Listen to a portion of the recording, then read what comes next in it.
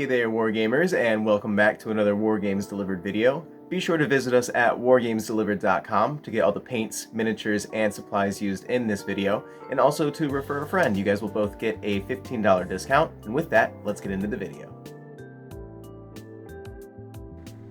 I've been doing a lot of speed paint videos on the channel recently, so I wanted to break that up a bit with this video on painting black on white with just normal acrylics.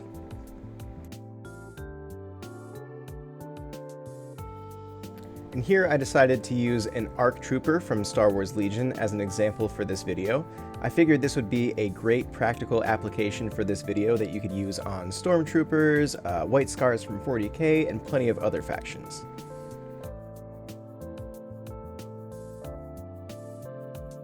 To start out, I based the entire mini with uniform gray and then matte white for a slight transition on the armor, but I went heavy on the white for a brighter tone.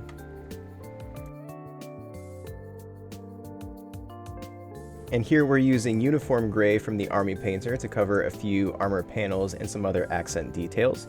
You have a bit more control with acrylics as opposed to speed paints, but it still takes a few more coats to build a solid color here.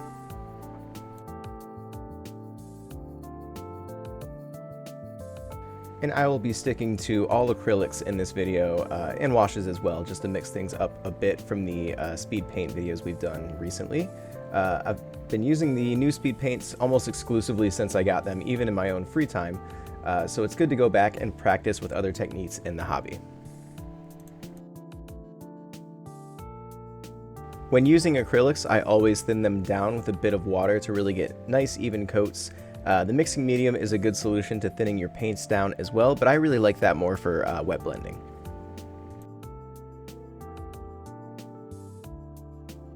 And now we'll move on to the largest step of the model, and that is going to be filling in the spaces between the panels with matte black.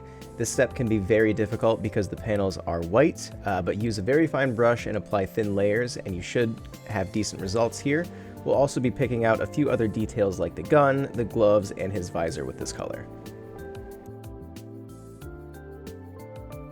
When painting black on white, patience and a good brush are the keys to success here, and be sure to have a bit of matte white handy to clean up any mistakes. Sometimes it's easier to build back up from gray, so also have uniform gray around just in case to clean up any larger mistakes.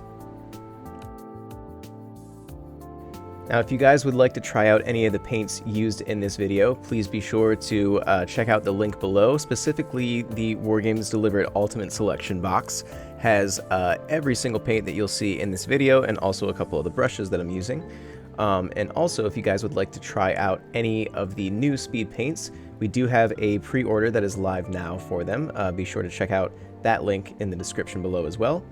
And finally, we have a Refer a Friend program active right now at wargamesdelivered.com. Be sure to visit that and refer a friend of yours. You guys will both get a $15 discount before your next order.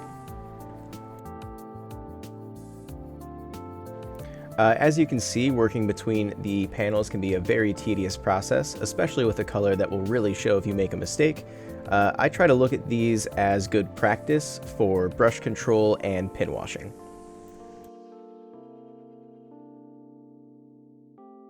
Finishing off our acrylic steps here, we are going to switch over to crystal blue, and with this we're going to add a bit of color on some of the panels and areas on the mini. Here you can add or reduce as much detail as you would like on your mini. I'm choosing to paint the knee panels, shoulder pads, and a few freehand spots on the armor.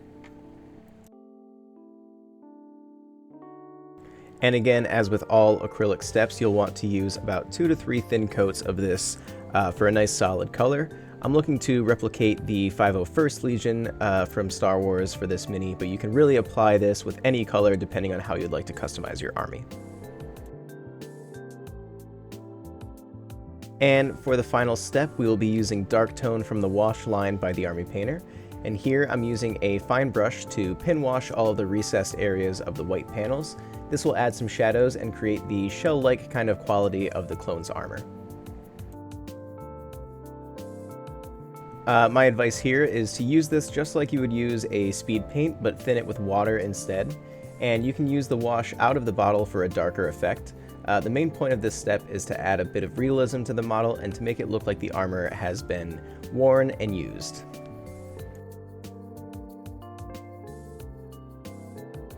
From here, you can add a few highlights to the armor with the blue and the white there. I kept this one pretty simple just to keep the video short and to show off what you can do with just a few paints. And this is also a good example to show that speed paints aren't always the solution for every single paint job. But after this step and a few optional highlights, all that is left to do on the model is to hit it with a layer of varnish and finish the base, and he's ready for the battlefield. This has been my recipe for my clone army that I've used quite a bit now. I find that it doesn't take me too long to pull this off, so I can get lots of minis done.